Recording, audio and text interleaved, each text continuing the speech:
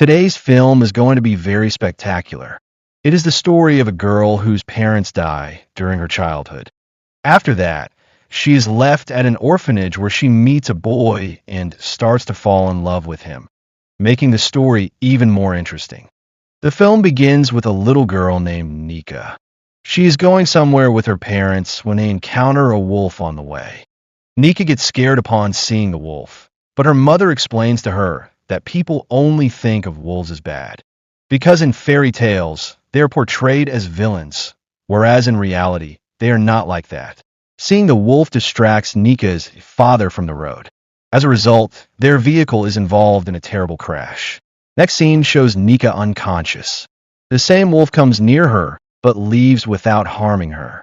In this accident, Nika loses her parents and her life changes completely.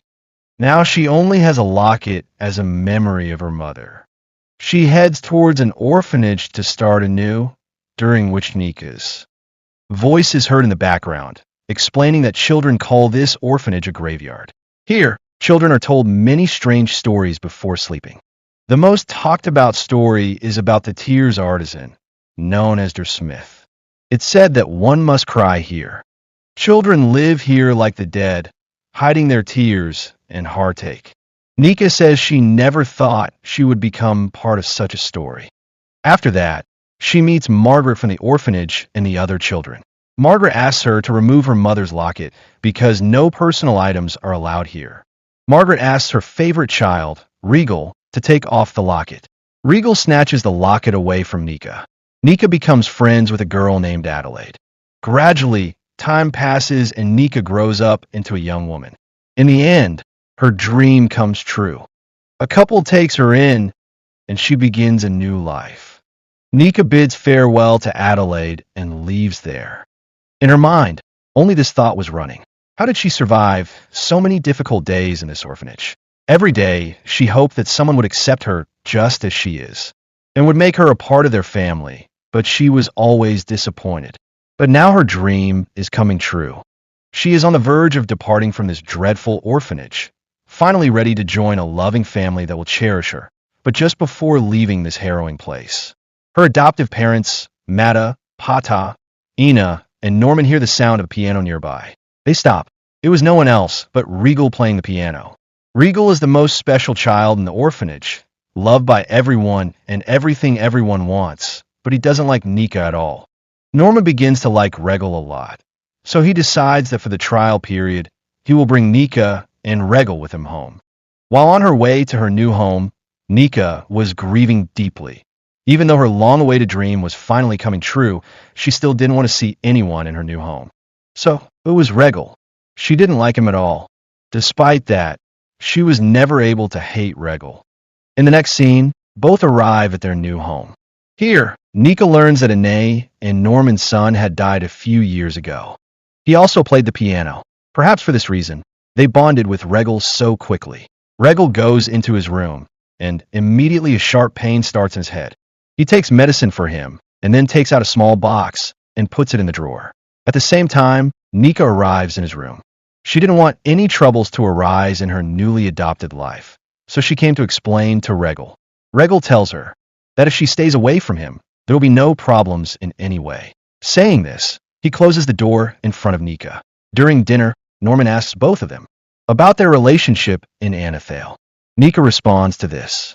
Regal listens to Nika, placing his hand on her leg and repeating her words in the same manner. Seeing this, Nika becomes uncomfortable and gets up to go to the restroom. In the restroom, she thinks to herself that she can still feel Regal's touch as if he has merged into her. Regal's strange attraction had carved its place in Nika's heart. And Nika couldn't understand why at that moment Regal comes into the restroom from behind. Seeing him, Nika gets angry and Regal says to Nika that his act of becoming good won't last much longer. The day Iana and Norman realize that everything isn't as good as it was portrayed, and that she actually hates him, everything will end. Nika replies that sooner or later, Iana and Norman will see Regal's true face. It will turn out that he is the same person everyone calls the Master of Tears. Saying this, Nika goes to her room to lie down and sleep. But Griot's terrifying dreams won't let her sleep. She dreams of the same orphan situation. The same fear where children were frightened by stories of the Master of Tears, and children weren't allowed to cry.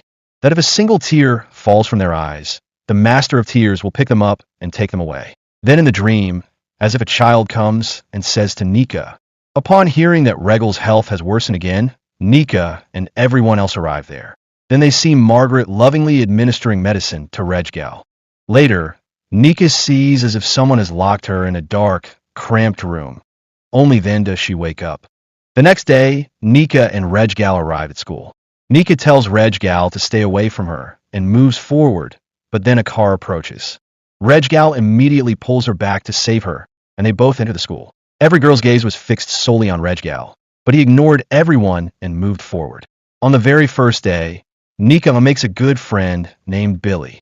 Before going into class, Redgal listens to a boy's conversation. His name is Leo. Leo was telling his friend that Nika would be with him until next week. Upon hearing this, Redgal gets angry and starts to fight with Leo. At Regal's first day, the teacher arrives, stops both students, briefly explains the situation, and then lets him proceed. Upon returning home, Redgal doesn't come out of his room. Anna, worried, asks Nika about Redgal. Nika brushes it off and goes to Regal's room. Nika asks Redgal why he kept refusing adoption every time, because unlike the other kids, everyone liked him. Yet, he never went with anyone. Redgal doesn't respond. Nika moves closer and starts applying medicine to his wounds. But Rigel prevents her from getting close. When Nika doesn't listen to him, he says that if she keeps coming this close, he won't be able to stop himself next time. Nika silently walks away from there. She thinks to herself that she always believed in fairy tales. She wanted her life to be like a fairy story. Now she had become part of a story, but perhaps the wrong story. The next morning, she tells Ananika to keep Rigel's clothes in her room. When Nika goes to the room, Rigel isn't there. She starts opening his drawers to look, and only then does Rigel arrive. Nika extends a hand of friendship towards him. But Rigel smiles at her innocent expression, because Nika sees him as a tear-producing monster or some kind of wolf. Rigel says that at the end of fairy tales, there always remain peace and happiness, so that people don't forget that some things never change. Nika says that everything has changed because now they are not in the grave. But Rigel disagrees. Smiling, he says, don't think of this as a happy story. Because in any fairy tale, the story isn't complete without a wolf or a boogeyman. In the next scene, Leo sees Nika alone and starts flirting with her.